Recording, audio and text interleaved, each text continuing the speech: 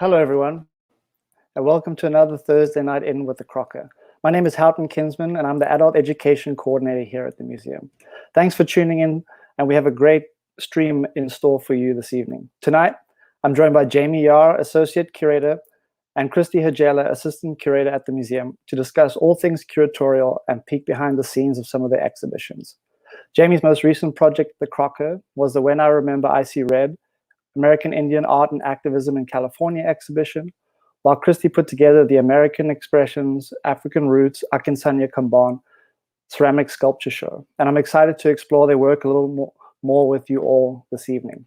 But before we get there, I want to say a big thank you to all of you who donated on our recent Big Day of Giving drive. I heard from development that you all went above and beyond, and that means a lot to us. So a big thank you. Also, a big thank you to all our members and our wider Crocker family for all the words of encouragement that have been flooding in over the last few weeks. We are definitely feeling the love at the museum, and we hope we get to see each other all again soon. Now, if you haven't already, don't forget to subscribe to our YouTube page. You can do so by clicking on the bell icon down on the toolbar, and like our Facebook page.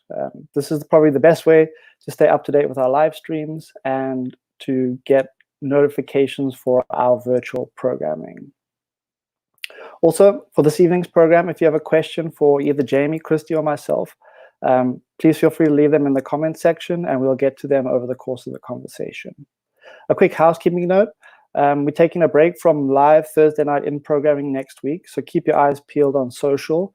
And while you're there, I want to encourage you to check out Sarah Gorell's Art Making Challenge.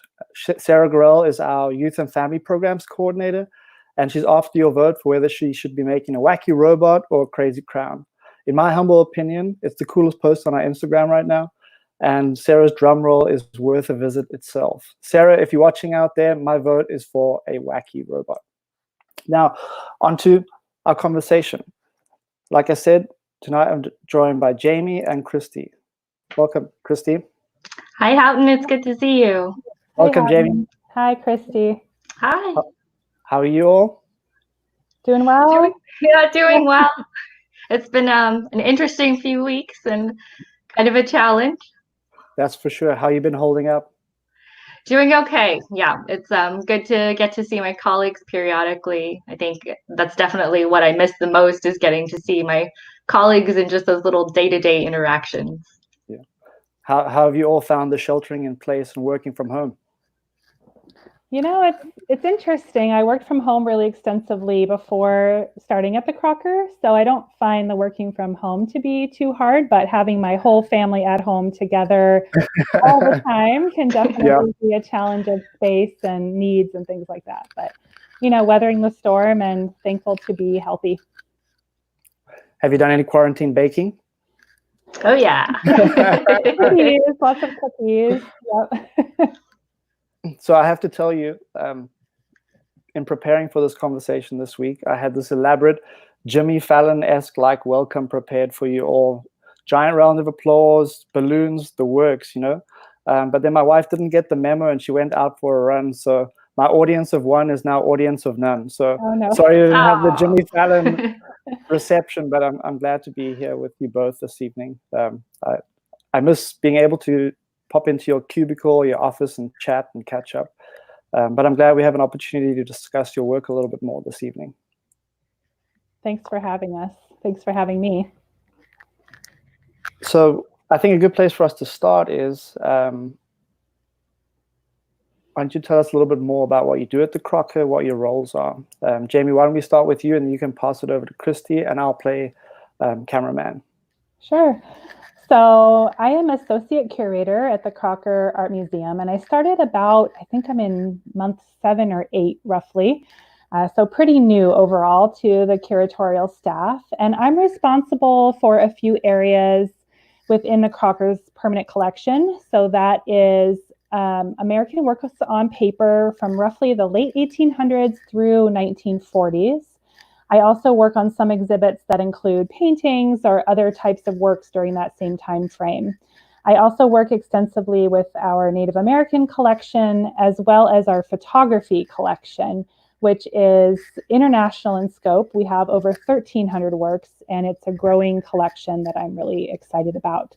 So I'm responsible for those areas, and then a myriad of other things, traveling exhibitions, for instance, and then quite a bit of our donor relations in those categories, which I'm sure we'll talk more about as we go through, exhibition planning, exhibition creation, and a lot of other writing projects and things like that. So I will stop there and pass it on to Christie. Thanks, Jayme. So I am assistant curator at the Crocker. I've been at the Crocker for almost 5 years now, and I started as our curatorial assistant, but I kept wanting to work more and more on our exhibitions, and so after about a year, I was promoted to assistant curator, and since then, I've enjoyed working with our permanent collections and permanent collection rotations in our galleries, primarily with traveling exhibitions, although I've worked on a couple of our in-house exhibitions as well. And I work, my work has changed as our team has changed over time a little bit, but I primarily focused on contemporary artworks, and I'm moving into more kind of new media installation type things as we grow and expand our collection. Great. I think one of the things that I find so fascinating about the Crocker is that, you know, in a city like Sacramento, we don't think of it as being a big art city, right? Like if compared to something like San Francisco or Los Angeles, but the Crocker Art Museum has somehow brought together such a wonderful array of cultural professionals, you know? So being able to work with you all is an absolute pleasure, and still makes me feel so good about what's happening here in the city. But as we move on, I want to think a little bit more about how it all started for you both. So do you have a moment in your memory where you first thought about art and thought about getting into art? And what is your sort of first experience with the museum world? That's a good question. I mean, I can jump in on this one to start.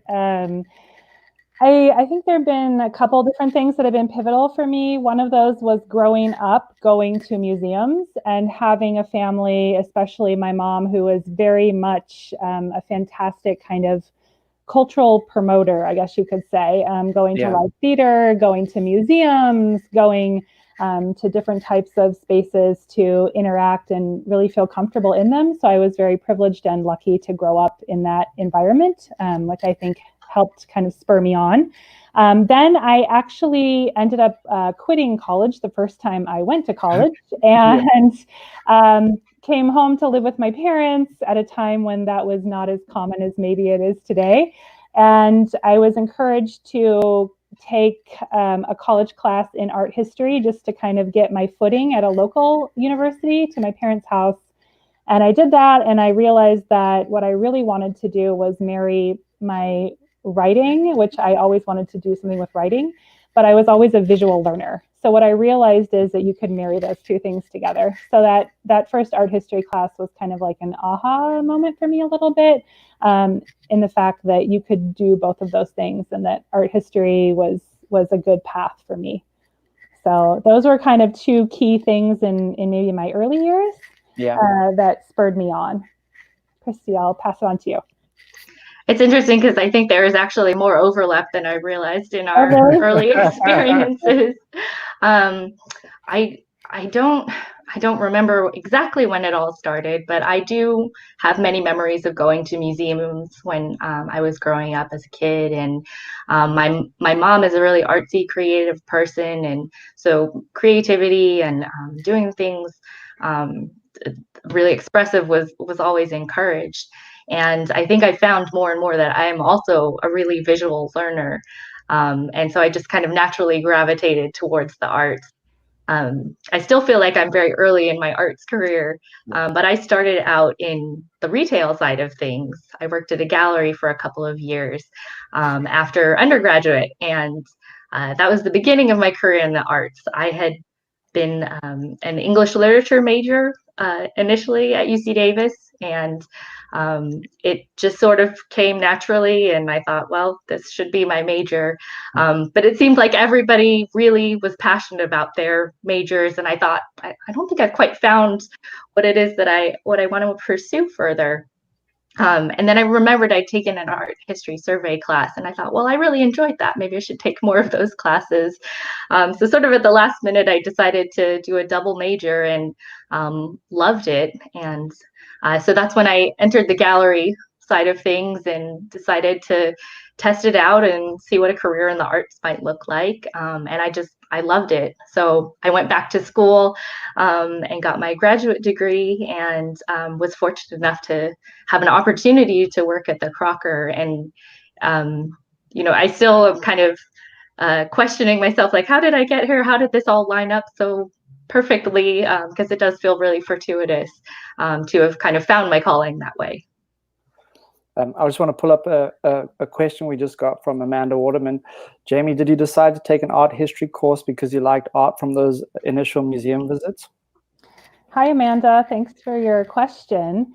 That's a good one. I don't know that I've necessarily ever put two to two together in that way, but I'm sure that there was sort of ingrained in me that kind of art connection. And as I said, my family has always kind of connected those dots for me.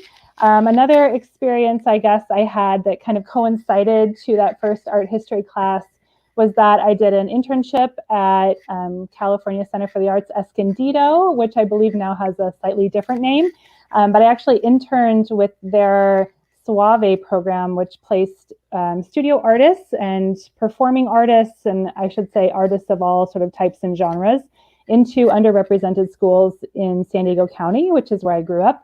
And as you can imagine, they saw school test scores raised, they saw student performance and student empathy, and all of these fantastic things that come along with studying and participating in the arts really increase over time. So I worked with curriculum development for that program, and they had a museum on site. I wasn't working with the museum, but what I realized was I'm taking art history, I'm understanding it, I'm liking it, it's really coming to me in a way that makes sense. And then I saw how that could be translated into a job at the very same time. So I had this history of growing up with museums in my comfort zone, and then I was able to connect the dots kind of early on between the job and the schooling. And all of that actually happened because I quit school. So, it's kind of like serendipity, I think, like Christie was saying, I think some things that seem like maybe failures actually align to become a proper path or the right path for me. So that was a good question. Thanks, Amanda.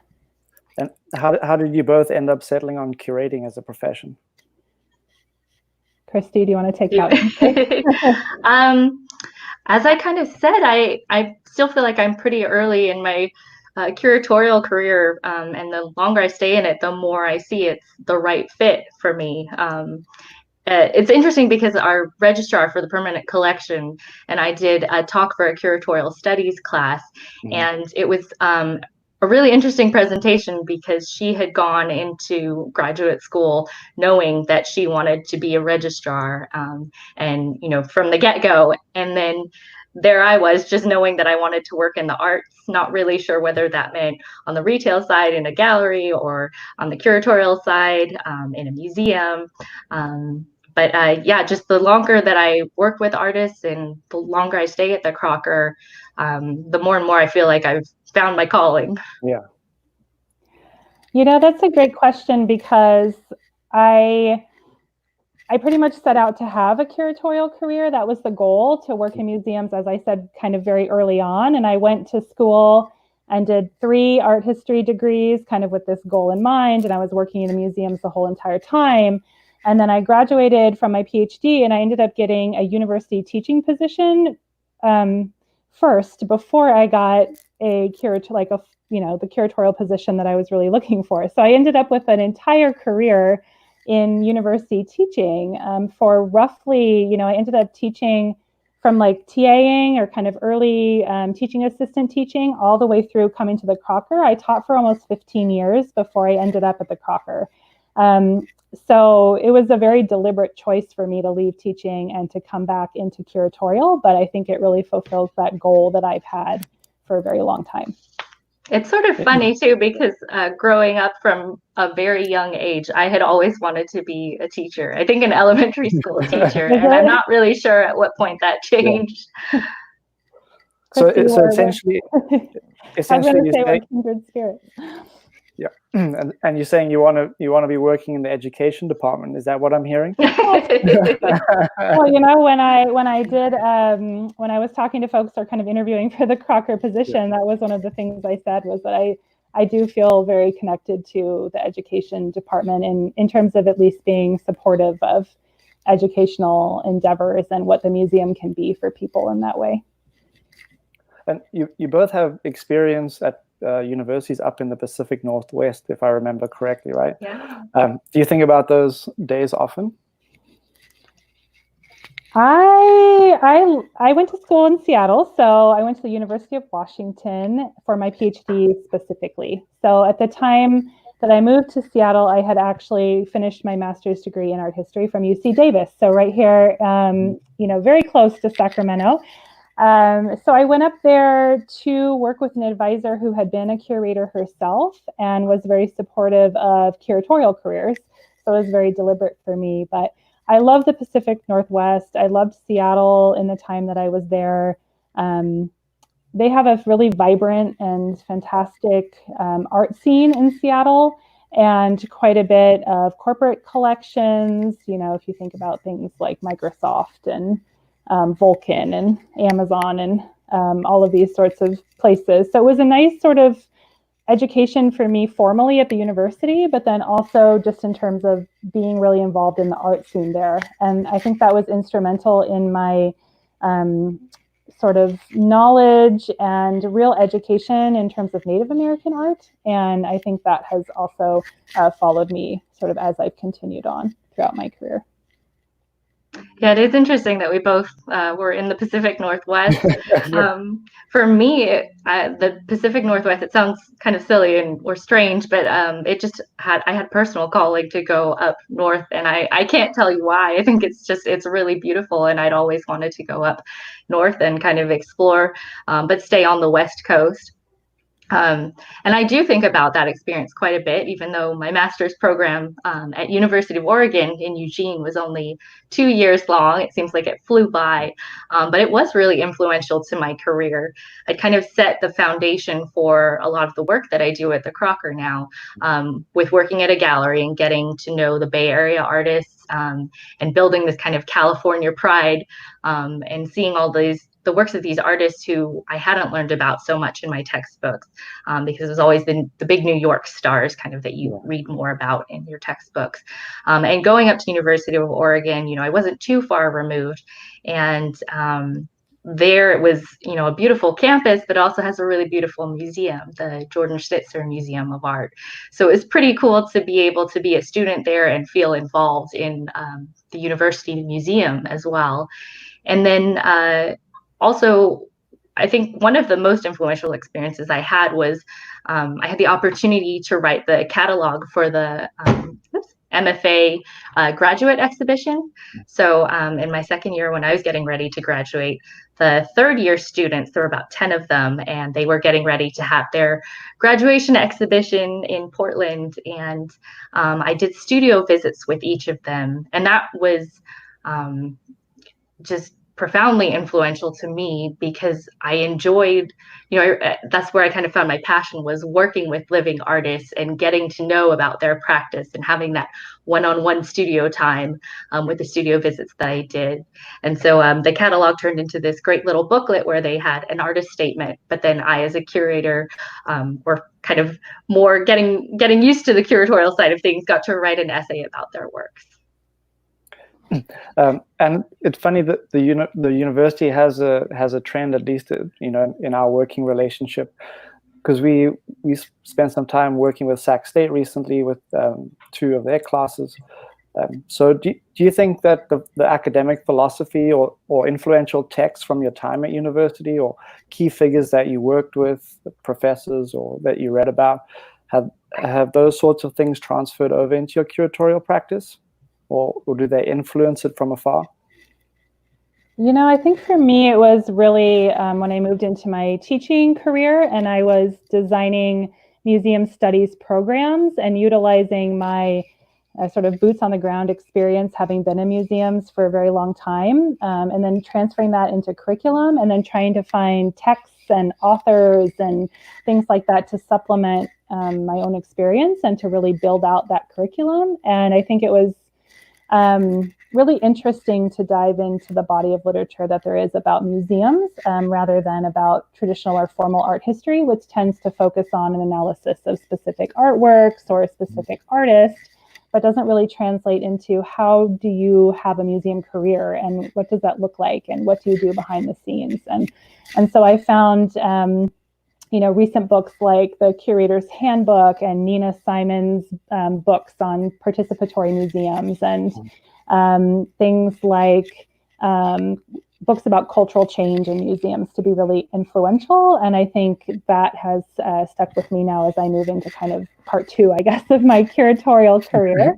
And I've also found, and maybe this is a combination of the last question about the Pacific Northwest and then about kind of our influence, I found that the colleagues and friends and artists that I met over the course of my time at my various universities have been incredibly influential as I've moved forward, both for me to ask questions of them or to gain their expertise or to figure out, what am I missing that I haven't read or haven't seen so far. So I think that's definitely been an influence to me. And I really like to read about exhibitions and sort of critical analysis, not just of sort of artwork, but of things like interpretation and layout and kind of how people are grappling with big ideas.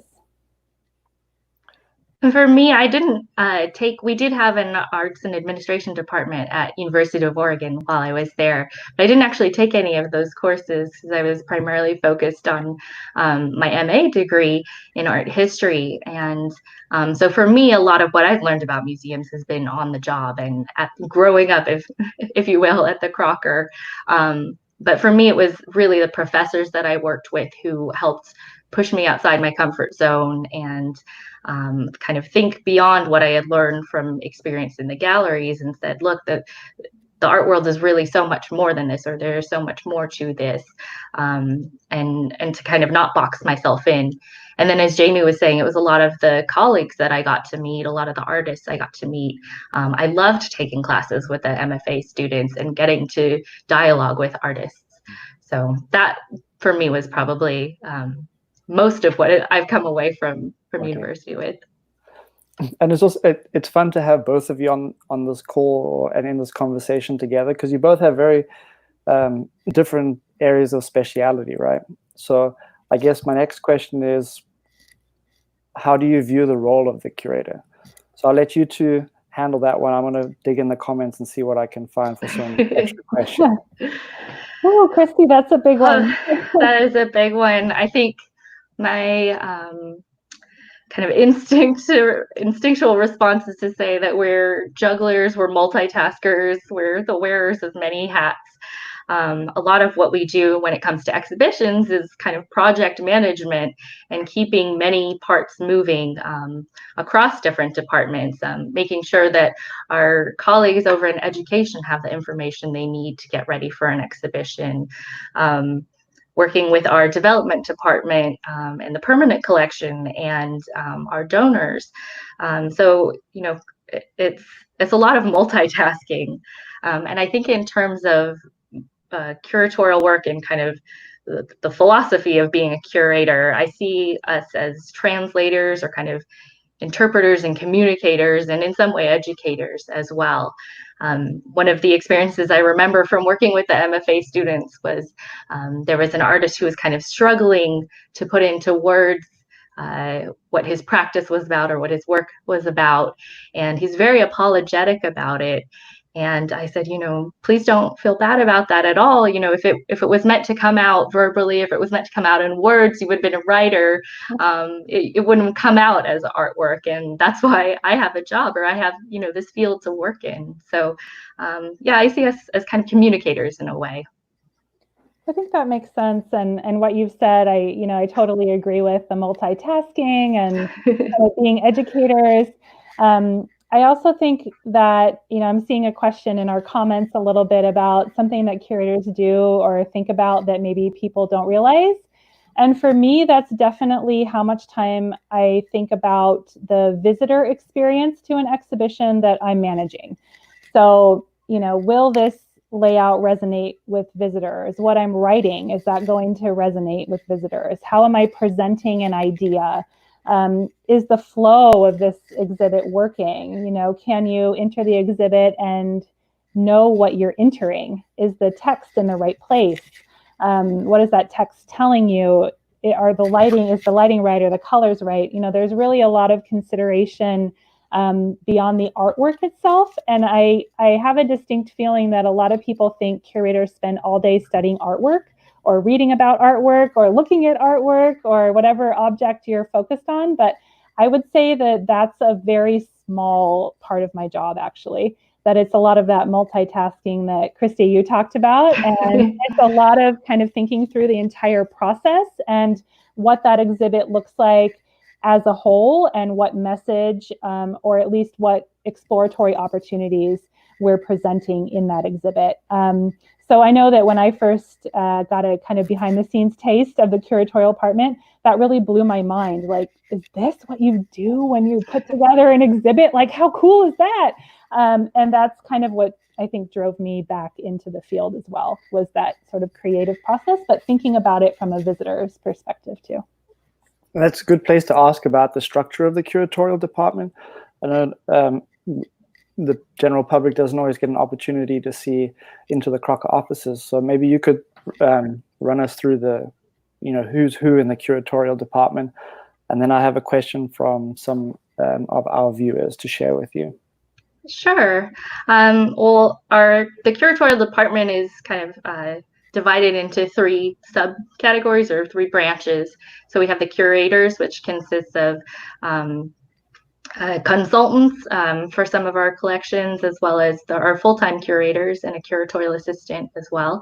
And then the installers, so director of exhibition design, the preparators, the art handlers, and temporary crew that we have who come through and help with exhibition changeovers. And then we have the registrars, who are responsible for all of the incoming and outgoing works, shipping works, tracking them, the care of the collection and storage of it. And the registrars are kind of a go-between in a lot of ways between the curators and the installation department when it comes to moving artworks around. Jayme, maybe you can answer this question from Big Al. Specifically, the second part, I guess, makes the most sense in this context. How is it decided who will curate or be in charge of specific exhibitions? Hi, Big Al. Thanks for your question. So there's a couple different ways that we decide about traveling exhibitions and who will be in charge of them. One of those considerations are our areas of specialty. So as Christie said, she works primarily in the contemporary field. I work primarily in late 1800s through 1940s. So that's usually our first stop, is sort of whose area of expertise does this exhibition fit? And then we also look at the calendar. So how many exhibitions is Christie handling right now? And is it realistic for her to take on another one? And we sort of divide it that way. So usually the curators will sit down with the calendar and sort of what's upcoming and look for the spaces that fit best. And sometimes those exhibitions move around. Sometimes we have to sort of trade one for another, but it really depends on that way. And I just wanted to add, because I know there was a question about timing and how long it took to have an exhibition come to fruition. That can really range in time, anywhere, honestly, from a few months to years. So our exhibition calendar is typically planned out at least 3 years in advance.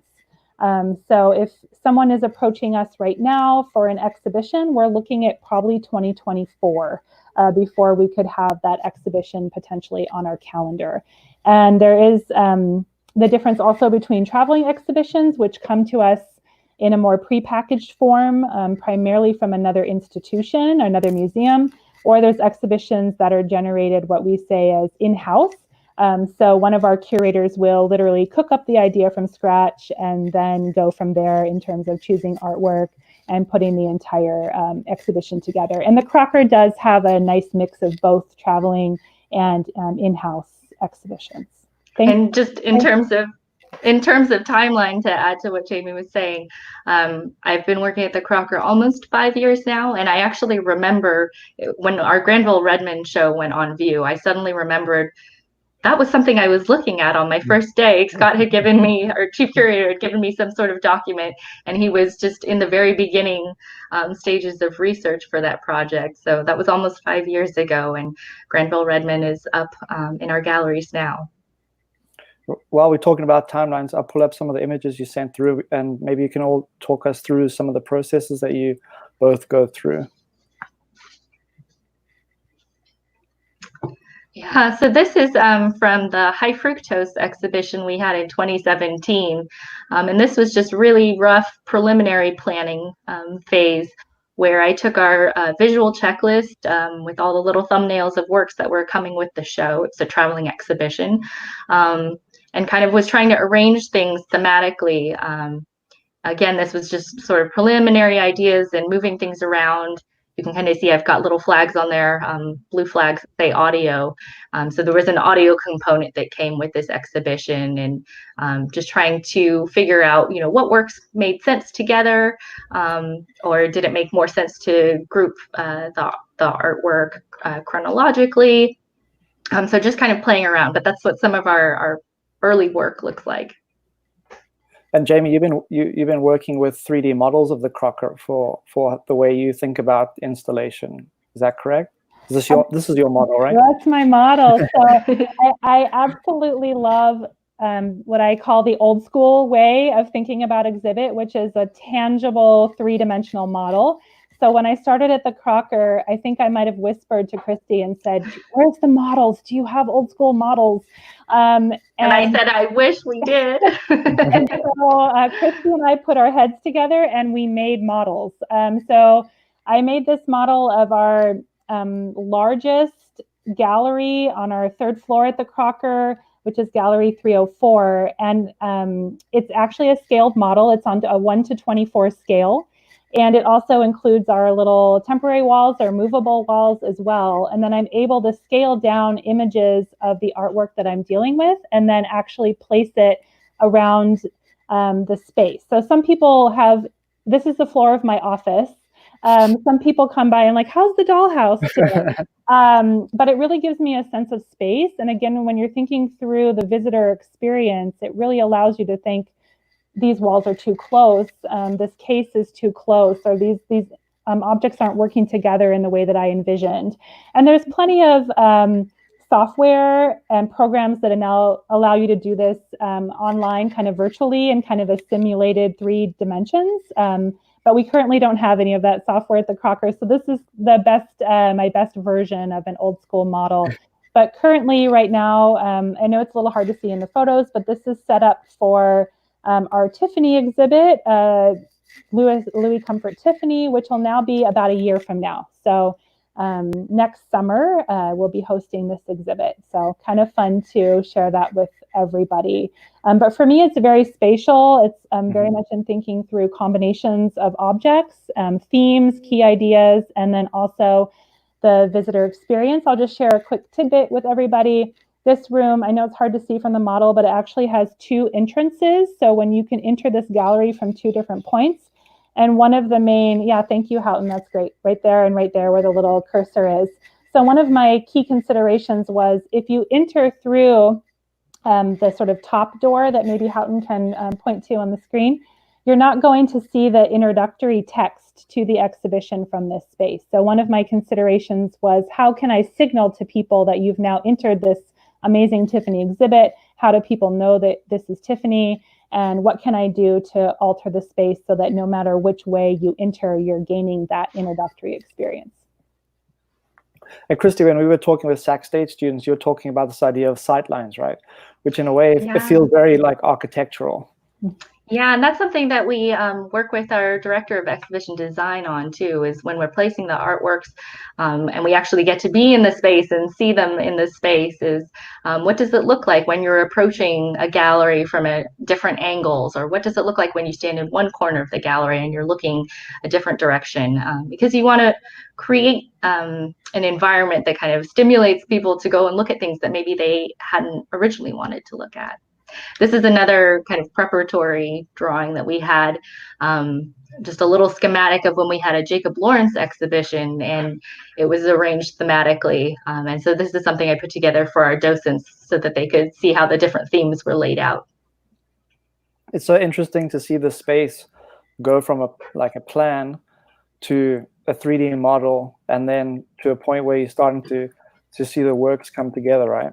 Yeah, and I think too, especially for visitors who know the Crocker really well, the space changes so much with every exhibition. There have been a few where I almost don't even recognize the space. It feels so different every time when you change the lighting, when you change the paint colors, and when you change the arrangement of our temporary walls.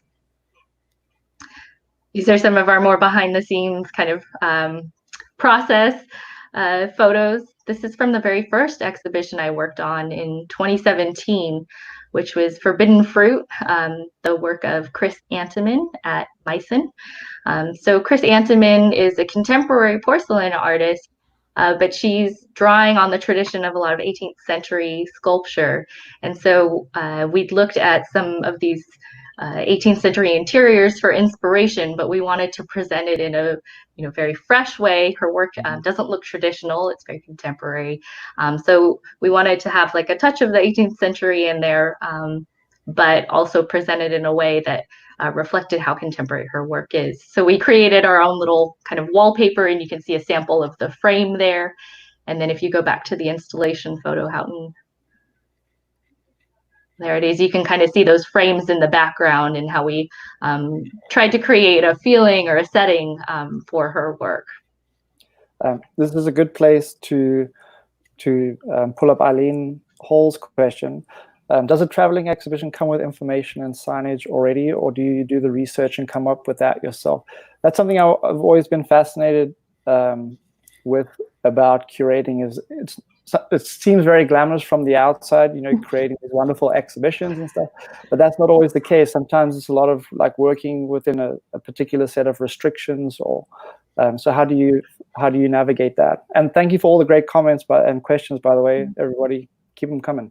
Yeah, I can jump in on that one, and Christie, please, jump in with me too. It really depends. So it can be a full range. We've had exhibits, and I'll be working on an exhibit that's coming 100% packaged, labels and wall colors and layout, and everything has already been determined by the host institution. So we're kind of just a repository for something that was been created by a different curator. But there's also traveling exhibits where it's coming with the artwork, and they're kind of leaving that interpretation up to you as the in-house curator. So I'm working on a show that's coming up this fall called New Beginnings, and it's coming from New Mexico. Should be really fantastic Southwest paintings, a lot of 1920s and 30s work. And it's coming to us, but it doesn't have every single thing down to the T. So that's allowed me to interpret the key kind of goals and messages of the show. But it has also created a situation where I've written 80 individual objects. I've written 6 thematic panels, and I'm doing that all for a traveling show. The Tiffany show that I mentioned as well, they've been really fantastic and very flexible about my interpretation of that show. So we'll get to show some Crocker permanent collection pieces along with the traveling Tiffany windows and lamps and things like that.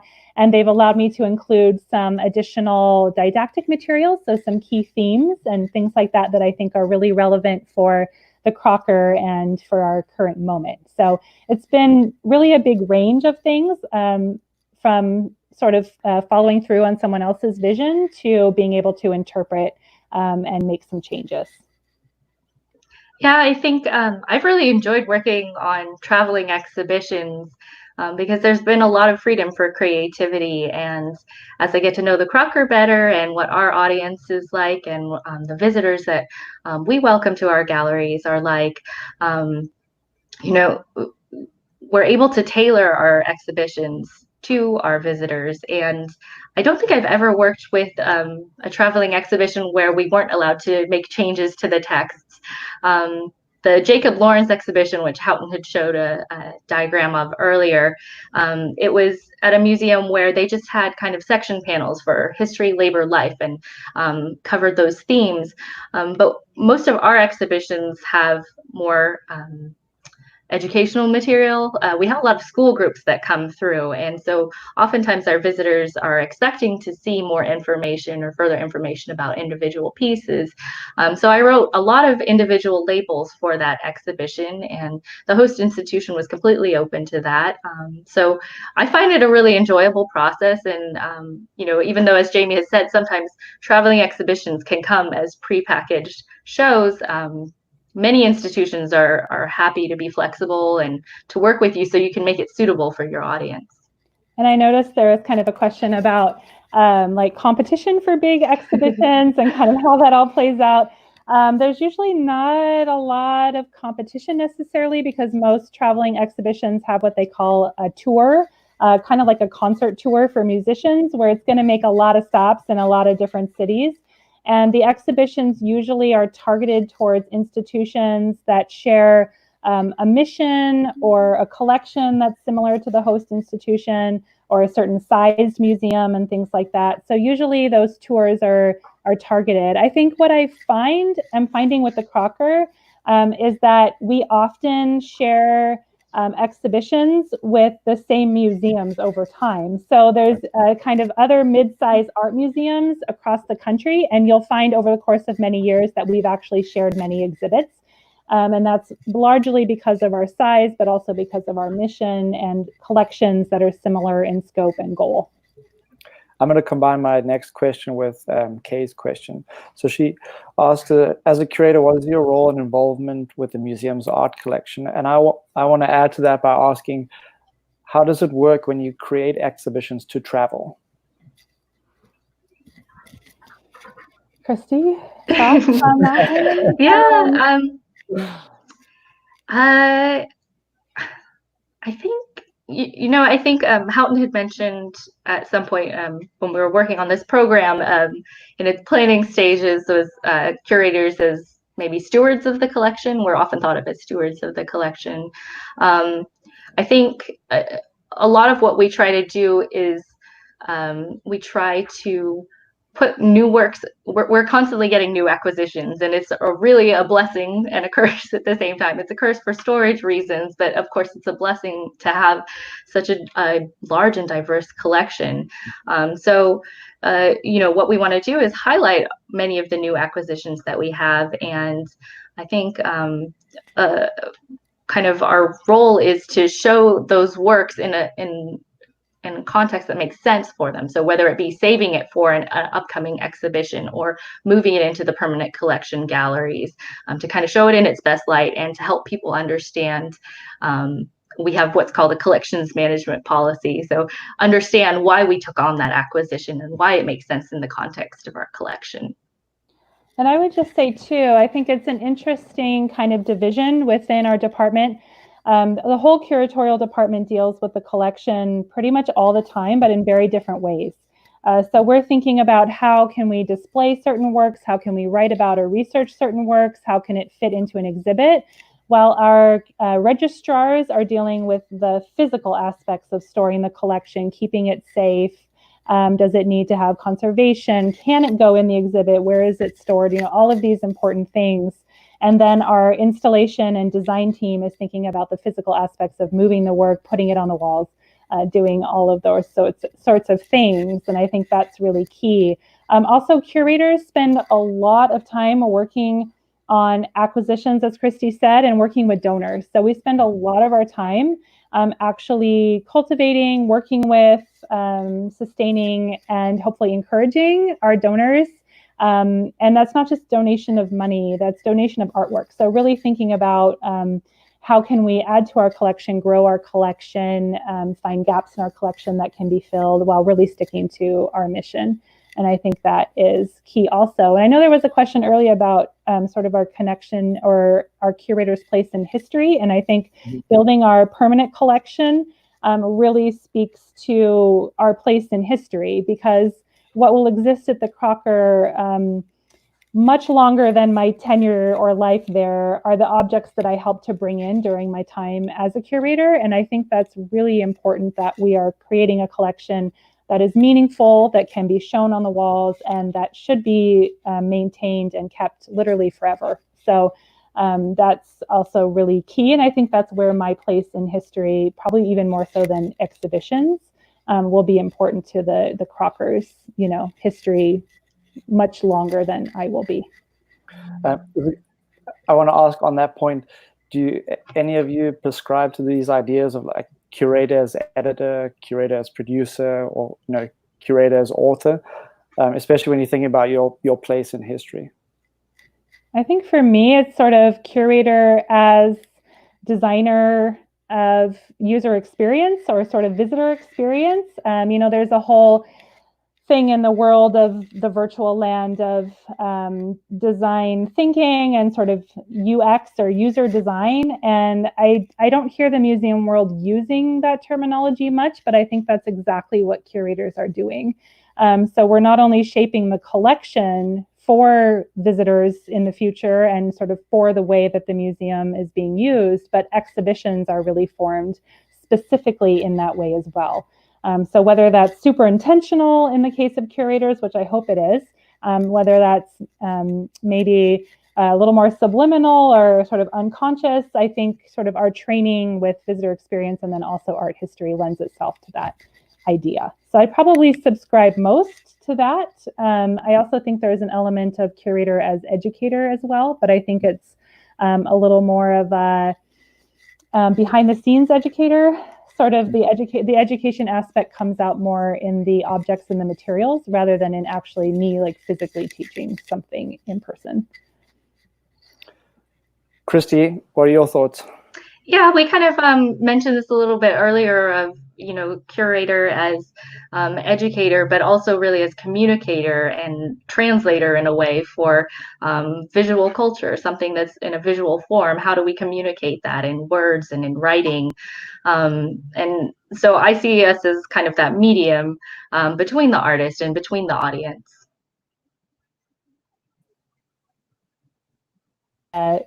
Image of the photography space, because I think that might be just a really quick way to illustrate that idea. So, I haven't had the opportunity since I've only been at the Crocker for a fairly short amount of time, but we have a new, what I call permanent photography space, or the photography space in Gallery 310. So if you get back to the Crocker, hopefully soon, head up to the third floor. So this space will now always be photography from the permanent collection. But as you can see, we're dealing with a couple of key things. So the wall color is part of our sort of permanent collection space color. And then there's two big sculptures on either end of that wall that currently are going to stay in that place. So one of the challenges that I had was to think about how I'm going to represent our photography collection in a gallery that is multifaceted. It's not just a photography gallery. I have some limitations on space, but how can I make this space interesting and really small and mighty?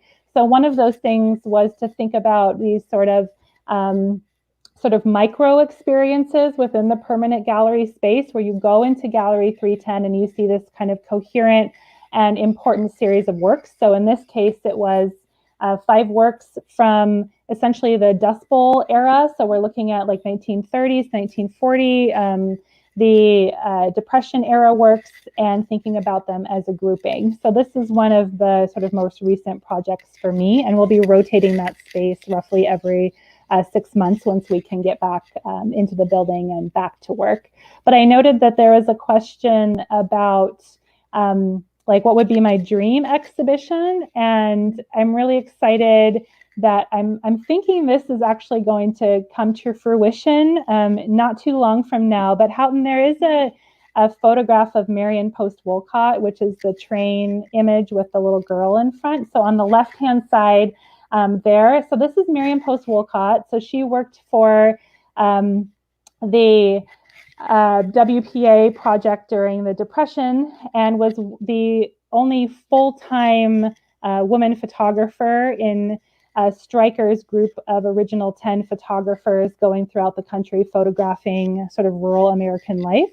Dorothea Lange, who gets a lot of press, was actually part-time. So my passion project is to do a show of Marion Post Wolcott's work as a solo exhibition in our galleries, and that's looking like it's going to come to fruition probably in about a year and a half.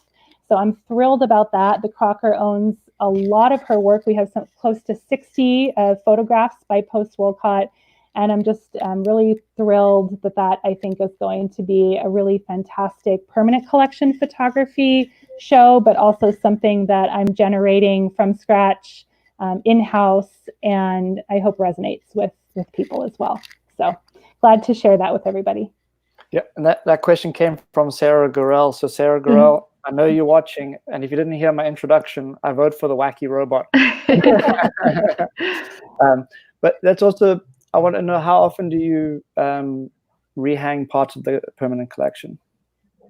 It feels like all the time. There's very little downtime for our team. And I think what people don't realize is that we're a fairly large museum physically. We've got many galleries, and it's kind of a maze to get around the third floor. But we only have 3 full-time staff members on our installation team. So they are constantly busy. We're constantly bringing our part-time crew in to help change over exhibitions. Maybe one of the things that gets forgotten is that every time you put up an exhibition, you have to take one down and pack it up and send it out. So there's a whole process that has to happen before you can open another show. And a lot of that happens behind closed doors. So I think our director of exhibition design's wife has once said to me, I know he's done his job well when nobody can see all the work that goes into it, because there's a lot of labor involved. But yeah, we do try to rotate things periodically and on a fairly regular basis in the permanent collection. It's great that we have that photography space that Jayme has been able to show off some of what's in our collection. And especially for works on paper, where for conservation reasons, you want to keep those works away from light. They can't always be brought out, or if they're continually traveling, you can't always have them on display. But you don't want people to forget all of the wonderful things that we already have in store. When the exhibition design team is sort of installing all the works and putting the show together, I think that's probably my favorite part of the exhibition. It just feels like there's so much potential in the space. There's so much excitement for what's to come. Do you have a particular favorite moment in the curatorial process, or something that you like? The studio visits, for instance, I think you mentioned earlier, Christie. Yeah, definitely the studio visits. I think definitely. Oh, sorry. No, you're good. Go, Christie. Definitely the studio visits, but also kind of the big reveal. So in the Akinsanya Kembone exhibition, for instance, when we got to bring Akinsanya and his wife up to see this show, all of his ceramic work, and he hadn't seen anything up to that point. And we got off of the elevators in the 3rd floor landing, and there was this kind of big reveal moment. And it's really fun to be able to see people's reactions, especially when it's the artist themselves or somebody very closely connected to the artist whose work's being shown. It's a really special moment, and it makes our work very rewarding. I think for me, it's really working on the layout of the show, because I feel like that's when the creativity process is really at its height for me. So whether that's deciding which works go together, or deciding once you have those works, how they get laid out, there's something that just clicks, and it's like, I am psyched that this just worked out. When you can see the way that the objects are working together, the way that maybe the themes or key ideas, or whether it's the way that the text is laying out, that just is really thrilling for me. And I think that's part of where that creativity process comes in. I think for me, once we're installing, we've already done all of that work, and all of those like creative juices have already played out. So in the sort of final stages of installation, we're really just enacting what has already been created. So for me, it's more of holding the breath to just make sure that all the fine details come out. But the Crocker team is stellar, and I've had nothing but fantastic experiences so far in terms of having the sort of vision that's in my head or in my model kind of come to light. So I think for me, it's sort of that creativity aspect. Also, people who are watching at home, they might not know that, you get all manner of creations that show up on the loading dock. And then the exhibition design team has to figure out how to craft specific display features. So in a way, they have a very sort of creative job as well. Mm-hmm. How do you find working closely with them? Christie, do you want to take that one? Oh, I'll let you take this one. Sorry, I got distracted by one of the comments. There were so many good things coming in. It's like, how can we answer all of these things? So in terms of working with the team, Houghton, and sort of the creativity process, yeah, I think what might be surprising to a lot of folks is we do so much pre-planning. So, we're working with the installation team, the design team, the marketing team, Houghton, the education team, many, many months in advance of the exhibition going on view. So once that exhibition goes on view, it almost feels like my job is over, and I typically move on to the next project because so much of it goes and is kind of backloaded in terms of what we're planning, creating, doing. And then once it's on view, it's kind of been enacted for me. But I love that collaborative and creative process. It's actually one of the reasons why I ended up moving away from teaching and back into the museum world, because I wanted that collaboration and to actually have time to be creative with other people. So this opportunity to kind of work together in the round to make something happen. And I think that's been really key for me, at least. Can I press you both for a favorite exhibition you worked on at the Crocker? Or is that too much to ask? I haven't been there long enough to say, but yeah, I don't, I'm thrilled to be bringing photography more to the forefront at the Crocker. There's certainly been many fantastic photography exhibitions through the Crocker's history, but I'd really like to make it a more permanent part of what people are seeing at the Crocker on a continuous basis. So I think kind of looking forward for me, that's going to be key. I could not pick a favorite exhibition, even if I tried. Every exhibition I've worked on almost a dozen shows now, and every single one has been kind of its own creature in a way. It's all of them are so different from one another, and what I've been able to learn from the artists that I've worked with, or the different institutions and partners that I've been able to meet through it, it's all been so important for me to be able to continue to build my career and continue to work on exhibitions moving forward. So I couldn't pick a single one. I also wanted to say, if I can, so sorry, this picture. That's cut okay. You off. Yeah, you were just talking about working with artists. I think yeah. So this was a really fun opportunity. This is Mark Dean Vecca, who was part of our exhibition Turn the Page: The First 10 Years of High Fructose, and we borrowed that exhibition from the Virginia Museum of Contemporary Art in 2017.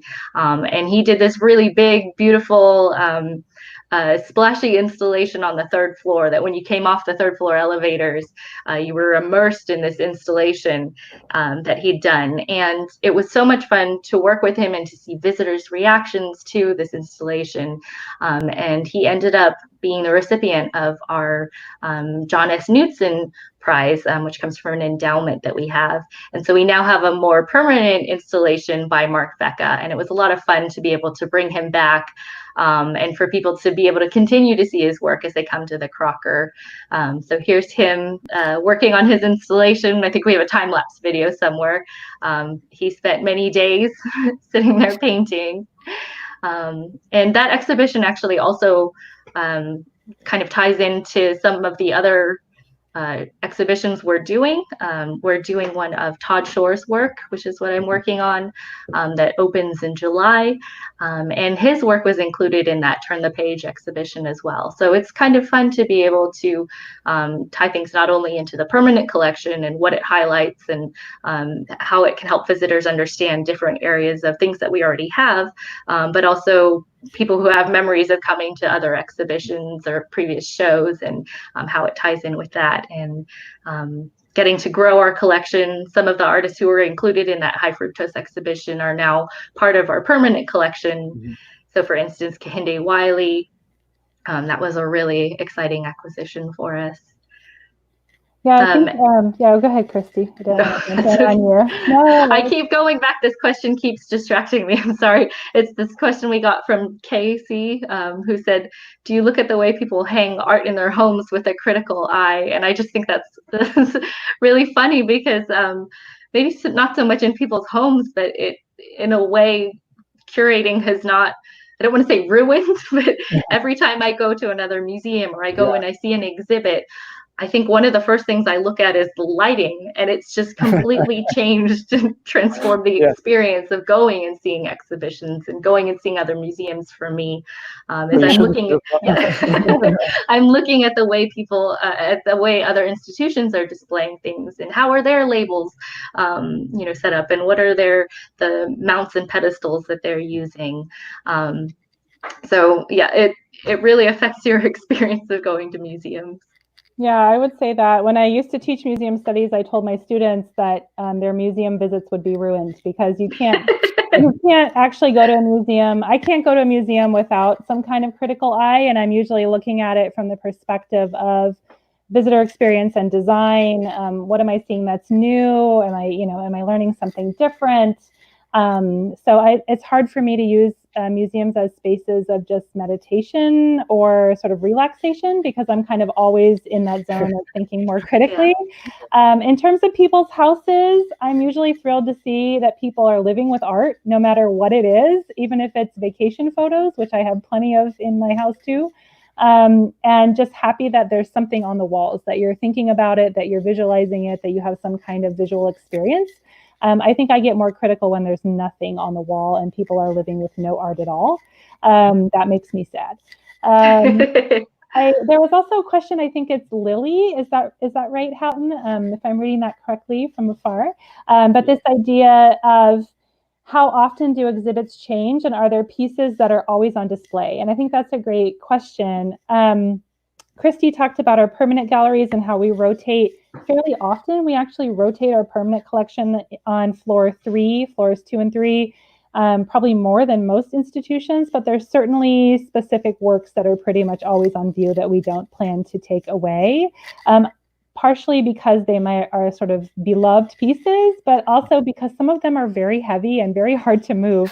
So if you think about Richard Jackson's Big Girl in our galleries, trying to move Big Girl would be very difficult to do. So that would take a lot of strategic planning. But most of the traveling exhibitions are on roughly a 3-month schedule. So we're kind of on a seasonal schedule. So you'll see us rotate those traveling exhibits, for instance, for summer, then kind of roughly in fall, roughly in the winter or New Year, and then again kind of moving from spring into summer. The permanent collection is more on a case-by-case basis as certain works come in or we decide we need to rotate things. Our colleagues in the education department, Sarah Gorell, who was mentioned earlier, actually played an April Fool's prank on our docents once and said that Sunday Morning in the Mines was going on a tour and it was going to be traveling, and we suddenly had all of these calls without knowing about the prank as to where is it going and when is it coming down, because it's such an important piece for many of the docents' tours. And then we finally figured out what was going on. But that piece, it's huge. It's bolted to the wall separately from the frame because it's so heavy. So it is not coming down anytime soon. And I think, that's a good point, Christie, too, about loans. I just could quickly mention that as well, that, we do send out artwork that we own in our permanent collection on loan. So at any given time, we could have a work of art anywhere in the world that's on display in an exhibition or some sort of, special piece. Our Kaltenbach went to UC Davis for the Kaltenbach exhibition. So that was very sad for many because that is one of our sort of icon pieces. But we are happy to kind of have our collection being seen, not just regionally, but nationally and internationally. As we shelter in place, do you have a beloved piece that you miss from the Crocker, or some aspect of the museum that you missed that you can't wait to see again or experience again?